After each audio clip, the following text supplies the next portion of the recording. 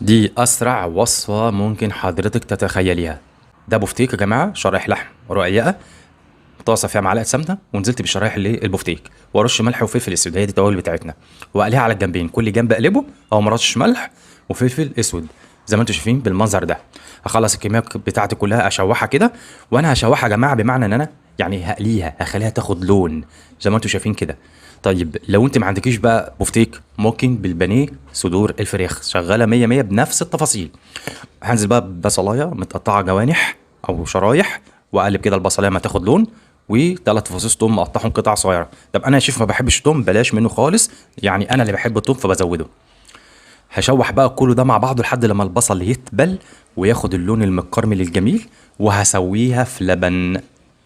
حتى البانيه كده، ايوه حتى البانيه كده هياخد معاكي لون، وتقومي مسويه في لبن. حطيت اول كوبايه وتاني كوبايه، حطيت عليها معلقتين من الدقيق كبار، يبقى هما كوبايتين لبن وعليهم معلقتين من الدقيق.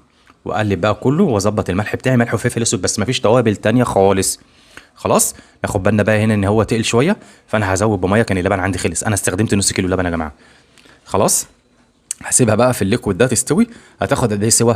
دي شرايح لحم رقيقه، يعني بالظبط 10 دقايق بالكتير قوي. 10 دقايق بالكتير قوي. بصوا، الصوص تقل، الصوص ده جميل قوي، الصوص ده بقى واخد من اللحمه ومن البصل، طعمه غير عادي يا جماعه. انا مكتر في الصوص عشان احنا الصوص ده فعلا بنتخانق عليه. هي كده استوت.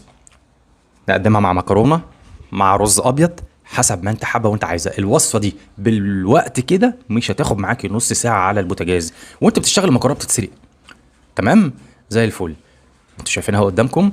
بصوا بقى الصوص ده، يعني بالعيش وبيتاكل بالمعلقه، حاجه كده خطيره جدا. واللحمه دايبه دايبه دايبه، ولو عملتها بالبانيه الله وكيل، بالبانيه تحفه. تحفه. جربوا الوصفه ديت وقولوا لي رايكم.